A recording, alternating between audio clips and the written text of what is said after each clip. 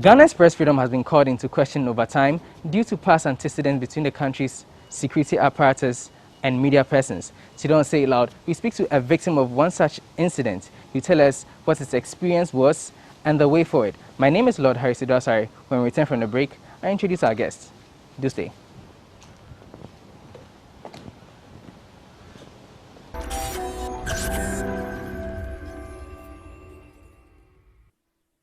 Welcome back. So our guest today is the editor of Whatsup News, David Tamaklo. He's going to be telling us everything we need to know on this episode or on this edition. David. All right. Thanks for having us. Thank you, Lord. Hope everything's fine. Everything is great. Great. So in October last year, you were picked up by the police over a story that you published. In less than 6 months on, you were back in their grips again. What's your deal with the police? Why are you always getting arrested? Well, I'm sure you know the work we do. The work we do is purely investigative most of the time. Okay. And when you are doing investigative stories, it means you are digging down somebody's dirty clothes. And usually you wouldn't have people comfortable with that. And usually has to do with state actors. So people usually find it intolerable to when their dark places are being open for scrutiny. And I believe that perhaps is the case of the Whatsup News. But I mean, I say that some of the issues, the two issues for which I was arrested, I mean the October one and the current one, last 2 weeks one. Yeah. I found it unnecessary the way the police came in to use state powers in arresting me. Okay. About that, what exactly? I'm talking about the recent one. What exactly? What was your offense? Initial reports suggested that you had published false news. Was that the case? Well, when my statement was being taken, I was told that I had published false news. Okay. And I recall I was interviewing a character in the story that I'm investigating, and that story particularly is still under investigation. We have not published anything about it, so it was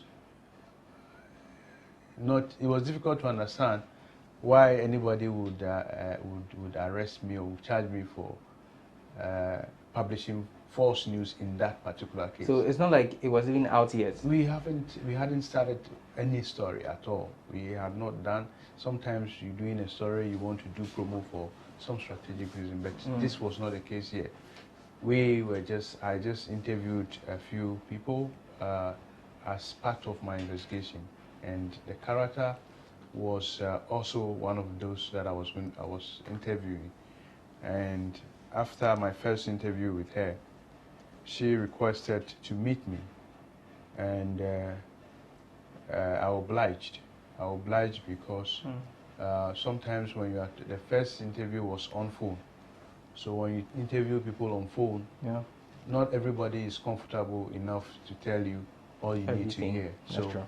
I thought that once the request was made by the interviewee, I was obliged to give her the opportunity to tell me all the stories, all I needed to know from her. Okay. And that's why I obliged. And throughout the process, I think that I discharged all the ethical requirements of me. I mean, some of the interview I had with her the first time, she was full of praise of my work. And so I was surprised when I was arrested in the process of interviewing. I was interviewing her actually. Where did it take place? This took place at Afrikiko. So wow. She was seated in front of me, just barely 2 minutes, 3 minutes into the interview. Apparently, they had positioned CID officials around to arrest me. And when she came, we had the interview And I mean, when she came, we didn't even start the interview proper.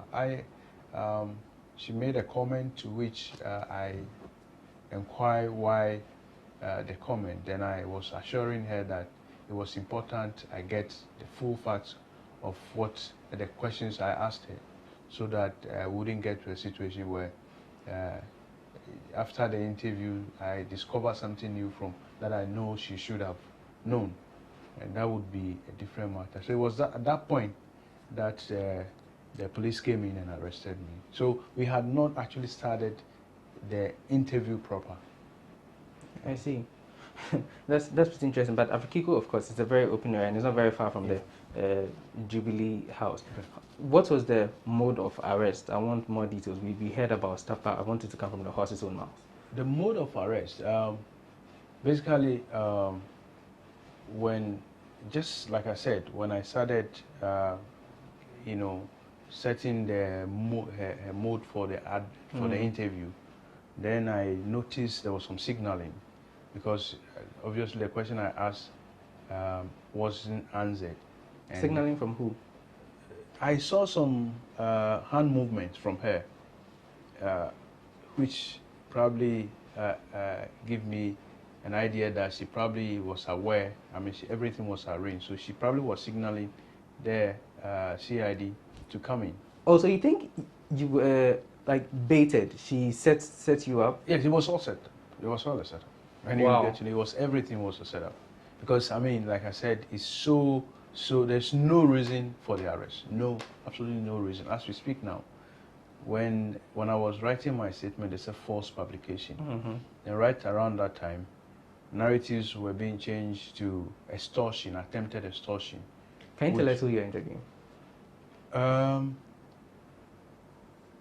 Yes, I can tell you. I think that because it's still under investigation, I don't. You're not at liberty to give. Yes, yes. I mean, been advised by my lawyer to take that one slowly, because the story will come out. Okay, but the person is in the upper echelon. Yes, the person is a big government official. Yeah, government official, and the husband also a very prominent actor in the security system. I see. So she came with her own security detail, because you indicated that she motioned some signals and then they came to pick you up. Like I said, because it was set up, they had arranged for the police to be around. In Mufti or in Mufti? Okay. In Mufti. I think there was only one police I saw in that environment, but because it's an open place for the public, you could hardly notice that the purpose of he being there would be because of such things. And I don't recall he coming close to where I was arrested at. But so plainly, it was all plainclothes officers who made the arrest. But then they held me from all sides. There was two ladies, two gentlemen, hijacked me from both sides and, pushing me. They took all my equipment and were pushing me. And I asked them why. First of all, why the arrest and why this manner of arrest, and some were saying I should shut up, and then they mounted me into a car that they came with. So I was sandwiched between three guys, two guys and a lady at the back, and then another lady in front with a driver. What type of car? Was it one of the saloon cars or a pickup? Was it a saloon car? Okay. Wow, I see. And give us a picture of how you were treated while you were in detention. So from the Afrikiko, I was taken straight to the police CID headquarters, specifically to the Special Investigation Unit. The first person I saw, who I believe was in the rank of ordering these people, was the unit commander, called one in Ketia, the Special Investigation Unit commander. Okay. And the moment I entered, the first question he asked was, how much did you want? How much do you want to take? So how much do you want to take? How much do I want to take? And I said, I don't understand the question. Was this after you had filed your statement, written your statement? No. Okay. I was in handcuff. They just took me into his office. Okay. There were people sitting there, and then he said, "How much did you want to take? How much do you want?" So I said I didn't understand the question. He said, "How much did you want to take for the story?" And I said, "I'm sorry, I'm not one of those journalists who take money for stories. I'm a professional." And then he asked me where my ID card was, and I said I didn't have it on me here. He said, "Why was I going to interview someone without an ID card?" I said it wasn't an issue because I had spoken with the person already, and ID card wasn't an issue. If it was, I could have shown it to the person. Then I saw a gentleman sitting just in front of the commander, the Nketia man, who I later discovered to be another character in a story I had done about 3 weeks before, which had to do with the national security. This gentleman, I mean, if I should just give you a brief, he was involved in an issue where the national security operatives were being used to harass a civilian over his girlfriend. So I spoke to him prior to doing the story. I spoke to him. I spoke to other characters. I spoke to the SWAT commander, Commander Azugu. I spoke to him, and I spoke to almost everyone involved in that story. Okay. What he did was a very serious issue. I probably can't go into details because I've published that story already. I can tell you all the story by the time, for the sake of time, we can. So this gentleman then said, then they asked my name, and I introduced myself. Said, "Which paper do you write for?" I mentioned the Whatsup News. They said, "Oh, so you are the gentleman, you are the one who has been writing that rubbish about me. I'll deal with you." That's what he said? Yes, he said, "I'll deal with you," in front of their commander. But did he confirm if it was false or otherwise? If the story he had written about him was false or otherwise? Well, he just said he would deal with me. I mean, we did the story 2 weeks before that arrest. And so if it was false, obviously he should have just gone to court or write a rejoinder to us. Okay. But that wasn't, he didn't do anything like that. Okay. And he couldn't have, because we done enough work on that story to avoid anything like that. So then he said that, and I said, "Well, I don't even know you." Then he said he would deal with me. So then the commander said they should take me out. He took me to at the conference room of the Special Investigation Unit. And so I was sitting there with the C2 CID officers, among the ones who arrested me, seated with me. And after some time, about 10 minutes, the gentleman came, again, that same guy. He's called Da Costa Autry, Stephen Da Costa Autry. He's supposed to be a businessman. So he came into the room again and said that if I don't stop writing stories about people, he will deal with me. And I said, "Well, I mean, if you were caught up in my story like that, then you obviously must be close to being a criminal." And it was at that point I identified who he was. Okay. So I told the CID officer, "I mean, you are here, I know this guy is not a police officer, so you are here and he is threatening me, and you are not saying anything. You should arrest him." He says, "So I should." He doesn't know who he is neither. The CID officer who was working me said he didn't know who he was. He didn't know who the person threatening him was? Yes. So we went into a different room where I understand the investigator is. So we went to that room, and the questions, once in a while, the unit commander will come in and ask a question. He mentioned another guy in a story we did a week before then, which had to do with national security again. Again, the national security being used to abuse civilian rights and all that. So he mentioned a character in the story I did, and he was asking me who is this gentleman. He was called Mike. The guy is called Mike Cook. If you know him, he used to own Vibe FM. So he was arrested together with his friend or partner upon arrival at the airport for allegedly failure to take COVID test. And then subsequently the charges changed to evasion of tax. And as we speak now, I understand that charge has also changed. So it was also had to do with national security. And that story, the current Minister of Railways, Mr. Peter Mewu, is also featured in the story. So my cook, when he asked of my cook, then my mind was like, is it about this? But it couldn't be, because I was in the process of another interview when I was arrested. So obviously, that really is not Mewu. But then when they mentioned my cook was only related to the Peter Mewu story I did. So right there, two stories relating to national security. You connected the dots. So I saw what was happening. Then the gentleman, there's another gentleman called Berku, Chief Berku, who was at the investigation unit, and he asked me if I was hungry.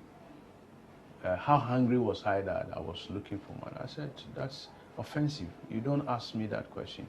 Except, he said, no, I should talk to him. Why did I ask? Why did I do what? He said, well, the interview, do I have the document? Do I have documents on which I was investigating the woman? And I said, look, I am a journalist. I don't think I'm supposed to tell you what investigation I was doing. But talking about documents, I'm not supposed to give it to you. Is that what I'm supposed to do? If I have to write a statement, let me write a statement, and you proceed with what you are doing. That if the woman, then at that point, I knew they started making case of extortion, but I also knew that there was no evidence, absolutely no evidence, no any such act that could be deemed to be extortion on my part. So they felt that you were doing stories to extort them? They, from the narrative, they felt that I met the woman because I wanted to extort money from her. To kill the story. Yes. But I had, fortunately, we've had a few conversations that I can tell you the woman could not have said I asked her money, or I had any intention to kill the story I was investigating.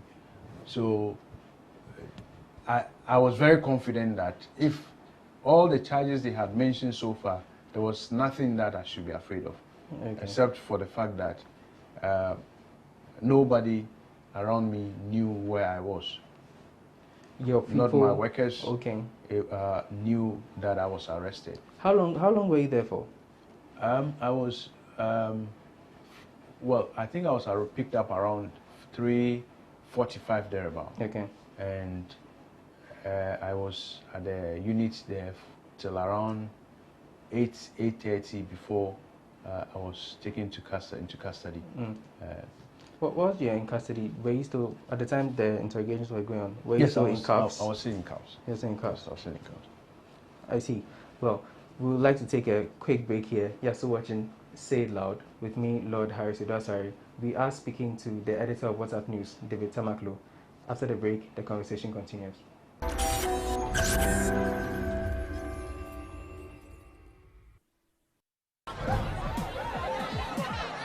Powers and principalities. There's so much fire inside me. Tragedy struck when part of the largest hillside at the kosher rubbish dump collapsed. It's going to be fun to see how he goes about approaching this game.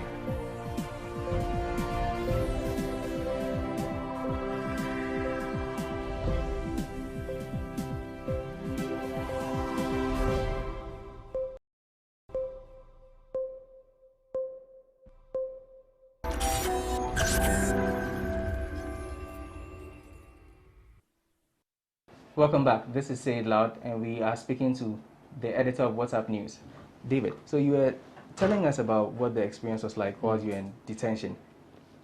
What happened then you got released?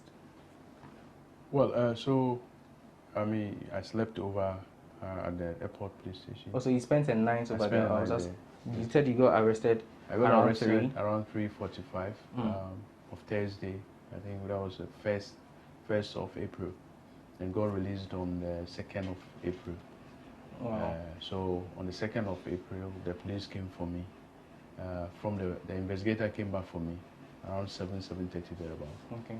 And took me back to the headquarters In the morning. In the morning. Okay. So at the headquarters, I was told that I had to do they had to do an SW, that's a search warrant kind of. So they got operation team mates with they are the operation guys with guns and all that, and I got driven to my house. About that, were you pointed at with a gun? Was a gun pointed at you at any point in time? No, I mean you're just carrying guns, about 2 gun. Even when you were getting arrested, no.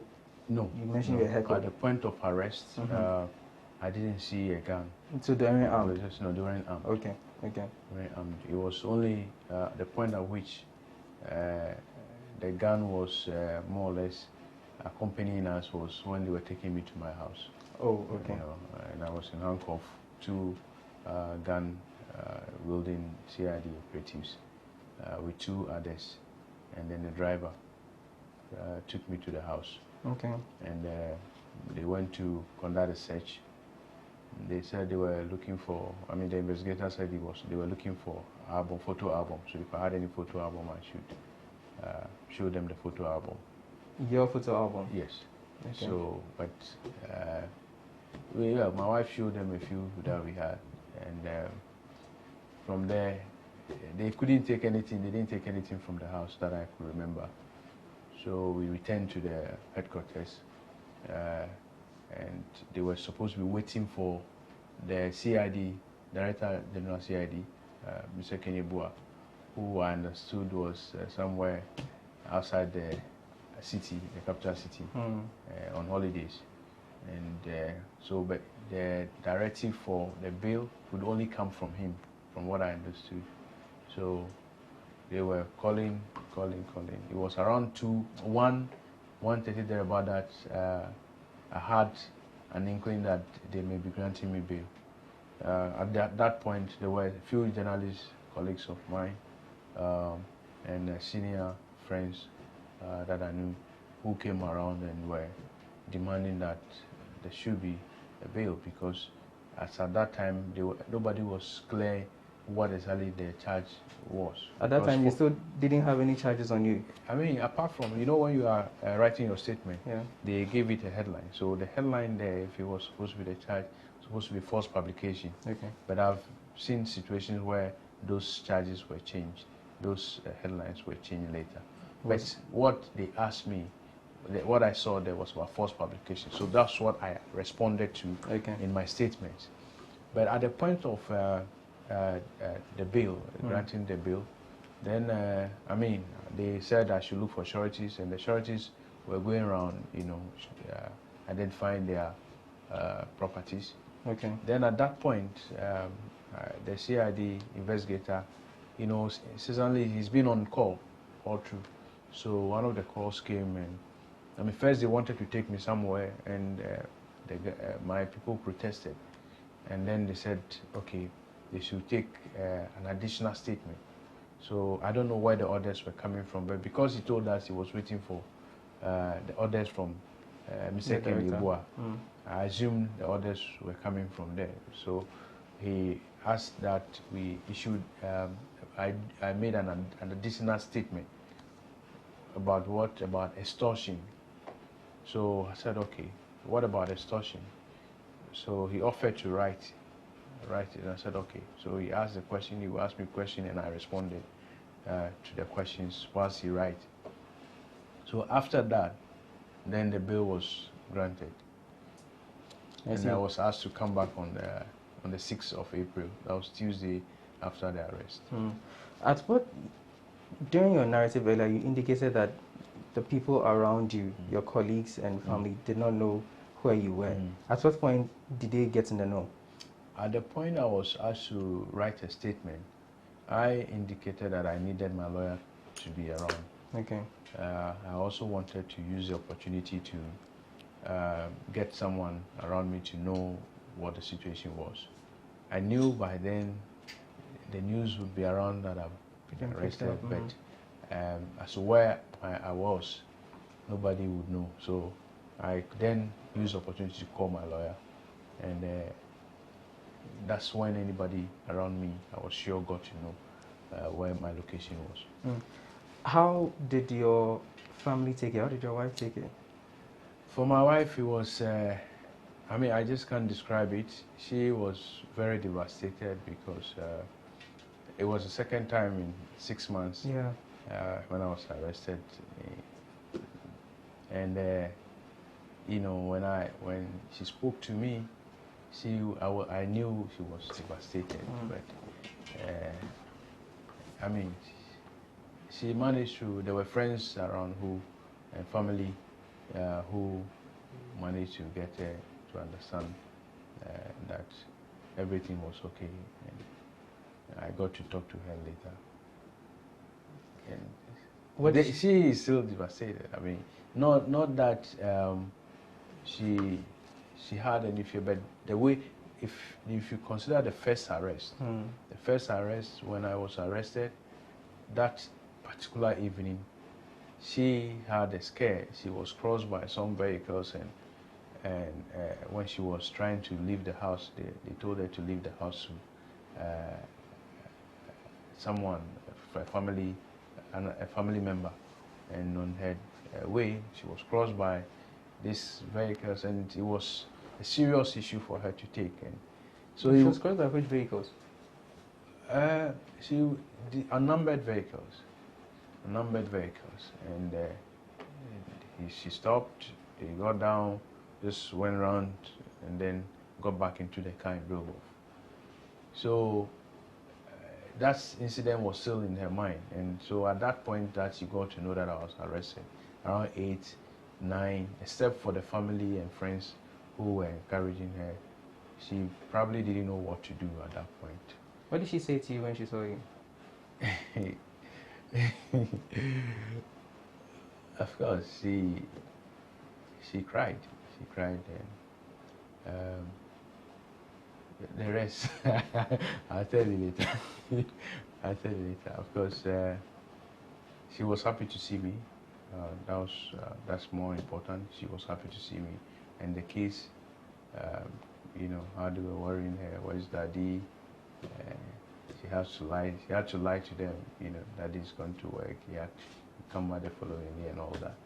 So I mean, because the kids expect me at a certain time of the day. So when I wasn't coming back, you know. So that's briefly what happened. Generally, what did you make of how you were handled, the entire situation? Well, I think that the police, not all of them, some were a bit professional, others were very unprofessional. And I was just thinking if that's how they handle all suspects. How unprofessional? What did they do? For instance, I mean, I got to know that if they didn't know the reason for which I was to be arrested. They were just acting on orders. They were just acting on orders. And so the way I mean, because the law requires that you treat a suspect with dignity. So if in the glare of the public you arrest me, you don't know what the issue was. Even if you knew what the issue was, I was not wielding any arm. And then you hold me from both sides of my trousers and tossing me, you know. So when I even tried what's in local parlance we call jaws. So they jaws both your... They jaws my two sides. Wow. One on this side, one on this side. And so when I was trying to inquire why, I said, shut up, you know. So I was treated more or less like a common criminal, and I don't think it was really necessary. You know, even on the way to the police station, I was trying to get them to understand that, you know, as much as they are doing their work, they needed to be professional. And some of them, the ones the female among them, were being very hostile. And I was surprised. One of them apologized to me later, but you know, I think that the police need to act professionally. Not only them, everyone needs to act professionally in their line of work. And if we all do that, then we'll have a system that works. I know even the commander, I mean, when you ask me a question, how much do I want? I don't want to think that was part of his investigation. That how much do I want? I don't think it was part of any investigation. He was prejudging the situation.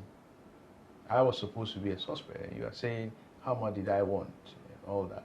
Someone said I was hungry, so why did I? What kind of hunger led me to do this conclusion? You know, I recall at the point before I was taken home, there was this gentleman, an operative. He came in. He was holding a gun. He came in, and I was just seated quietly with, I think I had a handcuff on my hand. And he came in with a CID officer seated with me. He held me by the neck. It's like, Mebo Wasum. Then I was without provocation. Without any provocation. So I was just watching. And then after some seconds, he released me, and then I was looking at him. He said, if I look at him twice again, he'll slap me. And so one of them said, oh, Memphino. And then he told him, oh, any power, you know, like they were just joking, they're cracking jokes. During your detention, were you heckled, or did anybody lay their hands on you, or any threats whatsoever? Not at all. I must say that the police at the airport police station were very, very professional. They were professional. When I was put into the cell, the guys I met there, all of them very, very nice guys. They were very sympathetic of my situation. I mean, what they got to know. And of course, there were news, you know, they could watch from their cell rooms. Okay. And so when they asked me who I was, and you know, they became very emotional as well. And so they actually gave me, if I should consider their situation there, they gave me a keenly treat in the cell. I see. So at the point of detention, there was no harassment there. I mean, talking about the airport police station, they were very, very professional. And even at that time, I think some of the police people got to realize that the action was very, very unnecessary. And so they begin to, even the CID guys begin to tone down on their hostility and all that. I see. Do you think the media or press is really free in the country? I don't think so. And I don't think so not only because of this kind of harassment. I think that most of us, colleague journalists, not many of them are able to do the work they would have wished to do. You know, there's so much going on in this country, and I think that the public would have had a lot of confidence in the media doing the work diligently, playing the role of gatekeepers, keeping the state actors in check. But that's not what, in my view, is happening. What do you think is happening? I think that there's too much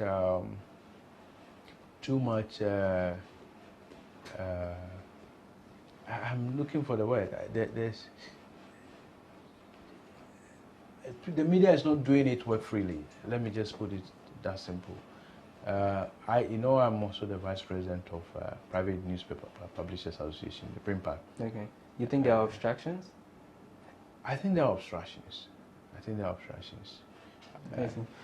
Tell me about the second one. What has become of it? You weren't very clear on the charges. So what's now? Well, on the 6th, when we went there, they requested to go into my phone. They wanted my consent to have access to my phone and go into it. And I told them they could obtain order from court and do that. I wasn't going to grant them any access to my phone. So whilst at it, a gentleman walks in and said that I requested to see the commander. Okay. And the commander says he was in a meeting. He introduced himself to the commander. He said he was in a meeting. He said he was seeing him in connection with the story. So he needed to see him before he continued. So subsequently, the commander came and told me that he was going to see his boss. So they took me to another room. He came back, and the investigator came to tell me that I was dispersed, that I could go. I said, what does that mean? He said I could go home. And I asked where my gadgets were. My phone, they took my phones and my file, and then my watch. He said the case is still under investigation, so they'll give it to me later. And I said, okay. So the gentleman assured me that the complainant has no interest in this case. So my equipment should be returned back to me. Who was the complainant? The lady you were interviewing? Yes. So my stuff will be returned to me. I said, okay. So I went. By evening, I was called by the police that the equipments have been released and I should come for it. I went for them. And since then, I have, had conversation with different people who were trying to tell me that they have spoken with the woman and the complainant, and she didn't make the statement, the complaint that was I was being charged for. Issues were not well explained, but they said she didn't make those complaints, and I said, well, I have been defamed by the police. They issued a statement stating categorically that I was arrested because of an attempted extortion and false publication. As for the false publication, you can deal with it because I had not even done any publication. But the extortion, they can concoct anything. So it was important, and that was very criminal. So it was important that I get to understand where that claim was coming from. And so I was insisting that I needed the police to be clear on that. As of now, I've not had any charge sheet from anybody. Since the Tuesday 6 I went there, I have not had any invitation from the police. Basically nothing has happened here. I see. Do you feel safe? For me, I know the work I'm doing. It's always a risk, even for you. It's a risk once you are doing the right thing, trying to dig the rot in society and exposing them. Definitely, we are not safe, except if the state is providing that safety, obviously, to media, men and women. But that is not what I see. So none of us are safe. But the family and well-wishers are worried. They are worried, particularly those who know, how people behave in town here. They call you, sometimes you receive call and the person is almost like crying, don't do this, the work is free, can you leave this work, right? You are doing it for the public, what are you getting from me, what are you going to get from me? I tell them, look, it's just like the pastor's work. The pastor goes there, he's supposed to even be dealing with spirits that we cannot see. And people are going to attack and all that. So we need to do our work. We need freedom to do our work. It's safe for all of us if the journalist do their work, well in a liberal environment, free of any intimidation and harassment. That, in the long run, will help all of us as a country, as a people, to grow, to develop. Are you worried about your family? I mean, your wife, your kids? How do you think all this is affecting them? As a human being, I should be worried. I should be worried. Of course, I'm very much concerned about what happens every day, and every day I have to also assure them that, we are in it together. We're all doing this public service together, and I will need their support. But, we all not the same. Some people may not be strong enough to take certain things. Okay. So, to that extent, I mean, I'm concerned about them. But that's all it is. Okay. Finally, I mean, a lot of people are of the view that with the proliferation of media spaces, especially online, it has increased the space of sensationalism. What's your take on that? I agree. I agree. There are a lot of, if you get on the media space, the internet space, you see all sort of